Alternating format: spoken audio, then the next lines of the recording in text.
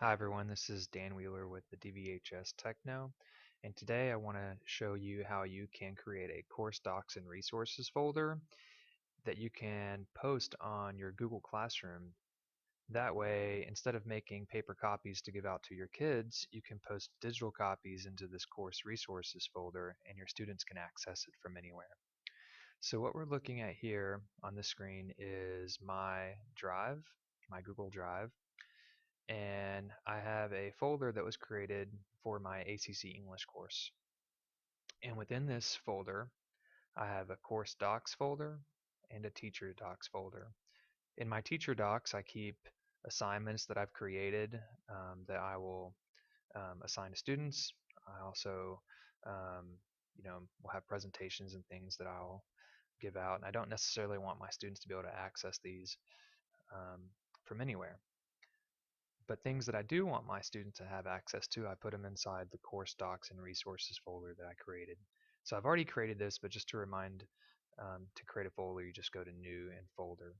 I've already created it, and I want to show you a glimpse of what's inside of here. I've organized the content inside this course docs and resources folder based on the major essays that my students write. Essay 4, Essay 2, Essay 3, 1, etc. They can access the syllabus, additional writing resources, daily agendas that I post every day, and the students can access everything that's in here. And I've set up the folder structure so that they can only view the contents of the folder. They can't edit it, which is really important. You don't want your students to be able to delete items. So if I'm a student and I'm working on, let's say, the second essay of the course, a persuasive essay, they can click on it and they can see sample essays, sample outlines, and different resources that I want them to have access to. So I'm going to back up.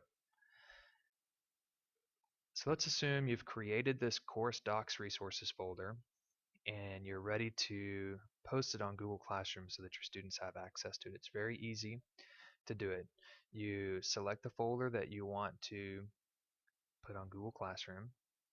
You go over to the link button that says Get Link, but it's really important that you go to sharing settings just to make sure. Well, right now it says people at Del Valle ISD who have the link can view this folder. That's exactly what I want. But if for some reason it doesn't show up, maybe it automatically says edit, you want to switch it so that people can just view only. So I'm going to switch it back to view. Okay. So people at Del Valle ISD with the link can view. I'm going to highlight the link. I'm going to push Control C to copy, or you could just click copy link. Push done. Then go into your Google Classroom. So here's a Google Classroom that I've set up for my senior ACC English course.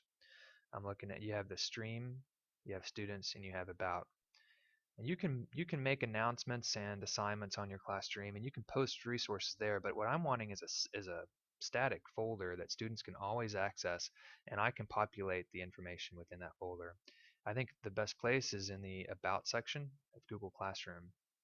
If you click on About and then scroll down, you'll see an option that says Add Materials. You would click Add Materials, call it Course Documents and Resources, select the link button, and then push Control V as in Vandal, Control V to paste that link, select Add, and then Post. Now, my students will see this exact same thing. When they log in, they can go to the About section of the course. They can click the link for the course documents and resources, and it will open up the Drive folder, and they can see everything that's in here. So now, instead of making paper copies, I just place it in the appropriate spot inside this course docs and resources, and the students kind of have access to it.